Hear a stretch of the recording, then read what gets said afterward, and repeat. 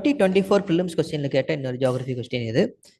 Consider the following: pyroclastic debris, ash and dust, nitrogen compounds, sulfur compounds. How many of the above are products of volcanic eruptions? Only one, only two, only three, all four. So ஷியூராக தெரிஞ்சால் மட்டும்தான் சொல்ல முடியும் இந்த மாதிரி கொஸ்டினில். சரி, pyroclastic debris அப்படின்னா என்ன? பைரோஸ்பியர்னே சொல்லுவோம். ஆக்சுவலாக எடுத்த நம்ம பிரிக்கிறப்போ 3 லேயராக பிரிப்பாங்க. ஆக்சுவலாக லித்தோஸ்பியர், பைரோஸ்பியர் அண்ட் பேரிஸ்பியர் அப்படின்னு பிரிப்பாங்க.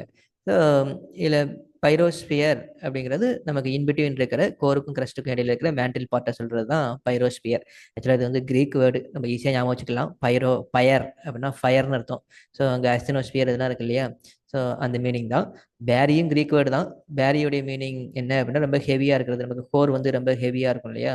ஸோ அது லித்தோஸ்பியர், பைரோஸ்பியர் அண்ட் பேரிஸ்பியர்னு சொல்கிறோம். ஸோ இந்த பைரோகிளாஸ்டிக் டெப்ரிஸ் அப்படிங்கிறது இந்த ரீஜன்லேருந்து கிடைக்கக்கூடிய rock debris. So pyroclastic debris கண்டிப்பாக இருக்கும்.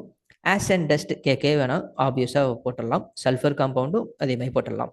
நமக்கு டவுட் எதில் வரும் அப்படின்னா நைட்ரஜன் காம்பவுண்ட்ஸ் இருக்கா இல்லையா அப்படிங்கிறது டவுட் வரும். இங்கே கொஸ்டின் பார்த்தீங்க அப்படின்னா how many of the above are products of volcanic எரப்ஷன்ஸும் கேட்டிருக்காங்க. டைரக்ட்லி எஜெக்டட்னு கூட கேட்கல. ஸோ அப்படின்னா கூட நமக்கு அதில் டவுட் வரலாம். ப்ராடக்ட் அப்படின்னு கேட்கறதுனால நமக்கு தெரியும் எத்துடைய அட்மாஸ்பரிக் கேஸஸ் இதனுடைய எவல்யூஷனே வந்து பார்த்தீங்கன்னா வோல்கானிக் எரப்ஷன் ஒரு மேஜர் ரீசன். த்ரூ வோல்கானிக் எரப்ஷன் நிறைய கெமிக்கல் ரியாக்ஷன் நடந்துச்சு. அது மூலமாக இந்த இப்போ இருக்கக்கூடிய ப்ரெசென்ட் அட்மாஸ்பரிக் கண்டிஷன் லைஃப்லாம் ஃபார்ம் ஆனதுக்கப்புறம் நிறைய மாடிஃபை ஆகி இந்த ப்ரெசென்ட் கண்டிஷன் வந்தது அப்படிங்கிறது தெரியும்.